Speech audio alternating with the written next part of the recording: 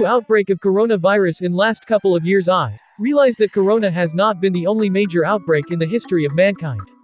Throughout the course of history, disease outbreaks have ravaged humanity, sometimes changing the course of history and, at times, signaling the end of entire civilizations. Here are 10 of the worst epidemics and pandemics, dating from prehistoric to modern times. Number 1. Prehistoric epidemic. Circa 3000 BC. About 5,000 years ago, an epidemic wiped out a prehistoric village in China.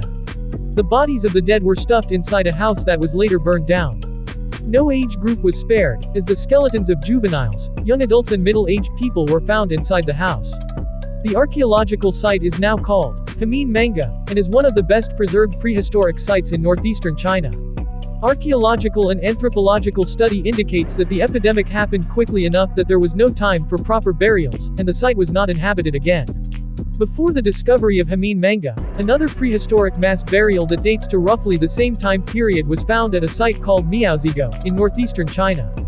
Together, these discoveries suggest that an epidemic ravaged the entire region. Number 2. Plague of Athens. 430 BC. Around 430 BC, not long after a war between Athens and Sparta began, an epidemic ravaged the people of Athens and lasted for 5 years. Some estimates put the death toll as high as 100,000 people. The Greek historian Thucydides, 460 to 400 BC, wrote that people in good health were all of a sudden attacked by violent heats in the head, and redness and inflammation in the eyes, the inward parts, such as the throat or tongue, becoming bloody and emitting an unnatural and fetid breath. Translation by Richard Crawley from the book, The History of the Peloponnesian War, London Dent, 1914. What exactly this epidemic was has long been a source of debate among scientists. A number of diseases have been put forward as possibilities, including typhoid fever and Ebola. Many scholars believe that overcrowding caused by the war exacerbated the epidemic. Sparta's army was stronger, forcing the Athenians to take refuge behind a series of fortifications called the Long Walls, that protected their city. Despite the epidemic, the war continued on, not ending until 404 BC, when Athens was forced to capitulate to Sparta. Number 3. Antonine Plague. AD 165 to 180. When soldiers returned to the Roman Empire from campaigning, they brought back more than the spoils of victory. The Antonine Plague, which may have been smallpox, laid waste to the army and may have killed over 5 million people in the Roman Empire, wrote April Pudsey, a senior lecturer in Roman history at Manchester Metropolitan University, in a paper published in the book, Disability in Antiquity, Routledge, 2017. Many historians believe that the epidemic was first brought into the Roman Empire by soldiers returning home after a war against Parthia. The epidemic contributed to the end of the Pax Romana, the Roman peace, a period from 27 BC to AD 180, when Rome was at the height of its power. After AD 180, instability grew throughout the Roman Empire, as it experienced more civil wars and invasions by barbarian groups. Christianity became increasingly popular in the time after the plague occurred. Number 4. Plague of Cyprian. AD 250 to 271. Named after Saint Cyprian, a bishop of Carthage, a city in Tunisia, who described the epidemic as signaling the end of the world. The plague of Cyprian is estimated to have killed 5,000 people a day in Rome alone. In 2014, archaeologists in Luxor found what appears to be a mass burial site of plague victims.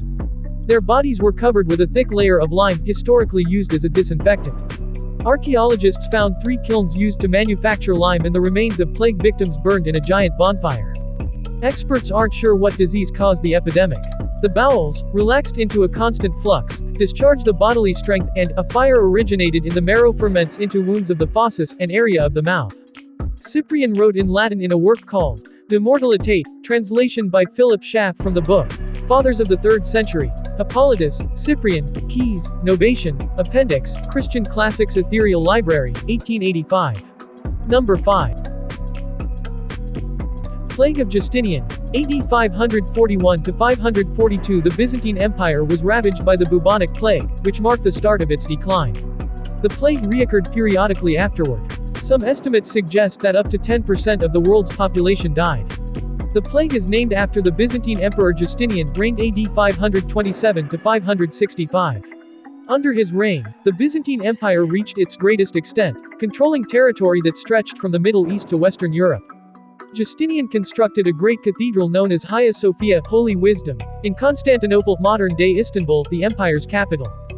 Justinian also got sick with the plague and survived. However, his empire gradually lost territory in the time after the plague struck.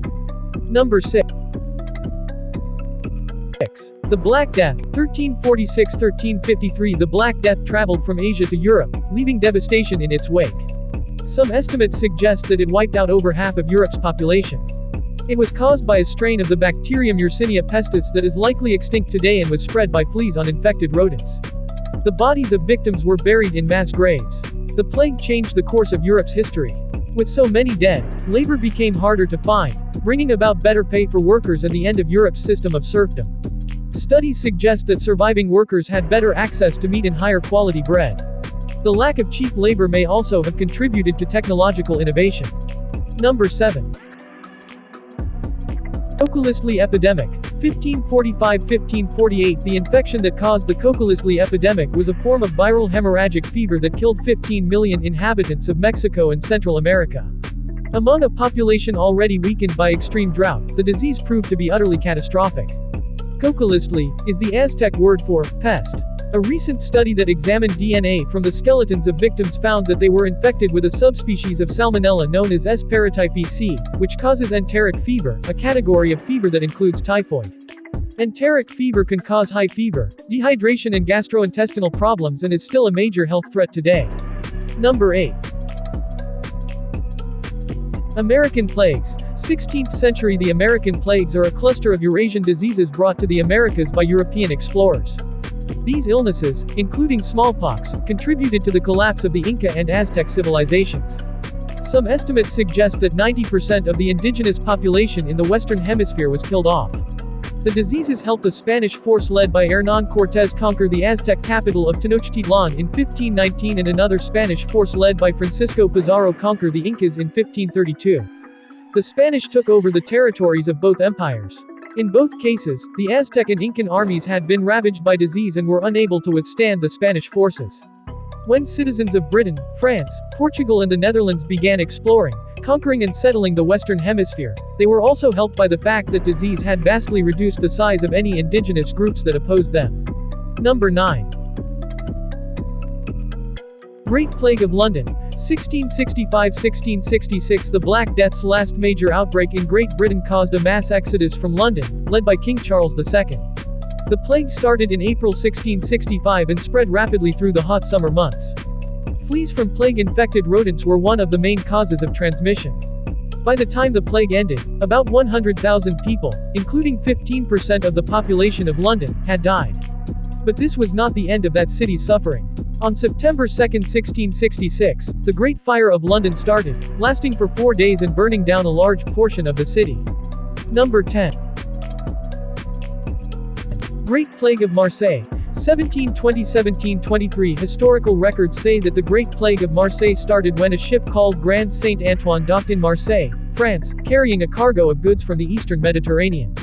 Although the ship was quarantined, plague still got into the city, likely through fleas on plague-infected rodents. Plague spread quickly, and over the next 3 years, as many as 100,000 people may have died in Marseille and surrounding areas. It's estimated that up to 30% of the population of Marseille may have perished.